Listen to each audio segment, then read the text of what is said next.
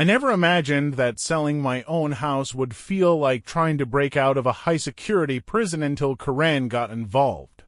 Welcome to Prodigy Tales. Be sure to like and subscribe for your weekly dose of HOA drama turned battlefield. Let me paint the picture. After 5 long years in a deceptively peaceful suburban nightmare, I finally had my shot to escape.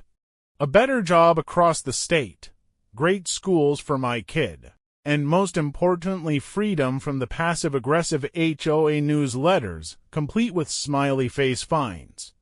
I listed the house, hired a local real estate agent, and figured I'd be packing within a month. That's when Karen entered the arena. Karen wasn't just the neighbor next door, she was the self-declared ruler of our cul-de-sac. As an HOA board member, she treated her position like a Senate seat. The second the for sale sign went up, her cheery demeanor vanished faster than home values in a recession. Within 48 hours, a notice was taped to my door. My mailbox wasn't community compliant. It had been the same beige color for years. But fine, I repainted it. Then came the lawn warning.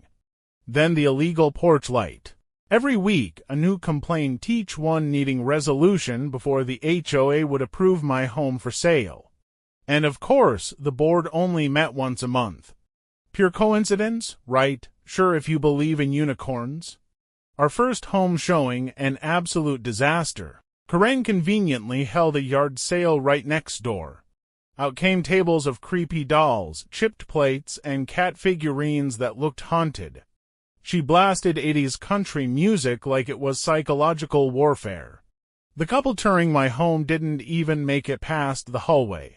My agent chalked it up to bad luck, but then it kept happening. Leaf blower symphonies, sprinkler malfunctions, Karen cornering buyers with juicy tales about noisy neighbors. Spoiler alert, that was me. She wasn't just being difficult. She was deliberately torpedoing my home sale, but what Karen didn't realize, I recorded everything.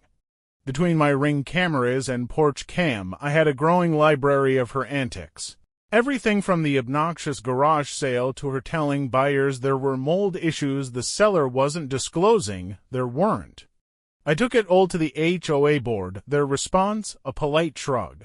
Oh, and a reminder that Karen was a pillar of the community. Also, apparently, my fence was 2 inches too tall. Fix that before relisting, they said. Translation, Karen ran the board. And they weren't about to stop her, so I stopped playing nice. I filed a formal complaint with the State Real Estate Commission. Yes, that's a thing. When someone's interfering with your home sale, you can take it to the top. I had my agent document everything. Dates, names, incidents. We even scheduled showings only when Karen's car wasn't in the driveway. Then I hired a home inspector, not for the buyers, but for myself. I printed the clean report and left it on the kitchen counter during every showing with a giant smiley face on it, and suddenly, Karen's whole vibe changed. She started waving at buyers, smiling at me like we shared some private joke. That's when I knew I'd rattled her, but then came her next move. An official HOA letter arrived, unauthorized surveillance devices visible from the street. Translation, Karen didn't like being caught on camera while harassing potential buyers. I laughed. Then taped the notice to the HOA office door with a post-it note. Smile, you're on camera too. Meanwhile, the State Real Estate Commission got back to me. Apparently, interfering with a home sale is a serious issue, especially if you're not a licensed agent. They opened a case and requested all video evidence. I titled the folder Karen Crimes, Volume 1. Then, a neighbor, let's call her Nancy, reached out. She'd been watching the circus unfold and had stories of her own. She also had tea. Karen's HOA board term had officially expired last year. But no elections were held. She just never left. Like a glitchy app that refuses to update. Armed with this, I got petty with purpose. Turns out, homeowners can call a special HOA meeting with enough signatures. Took one weekend, a box of donuts, and some Ring doorbell diplomacy, but I did it. Meeting night, explosive. I played the video clips, listed the violations. showed proof of the expired term, played the mold lie for everyone to hear. When someone finally asked, "Why would she go this far just to keep you from moving?" I said it because Karen doesn't run this neighborhood. She just thinks she does. The vote was unanimous. Karen was out, but don't cue the happy ending yet.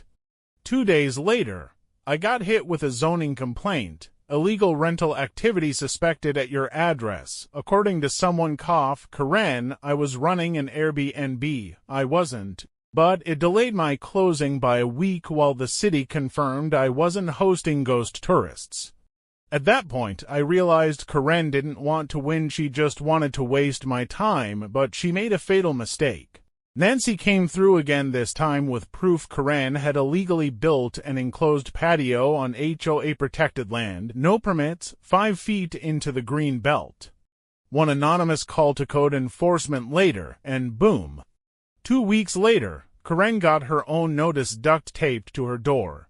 She had to demolish the entire patio before listing her home. Yes, she tried to sell her place to racing me to the finish line. But thanks to her own violations, she lost.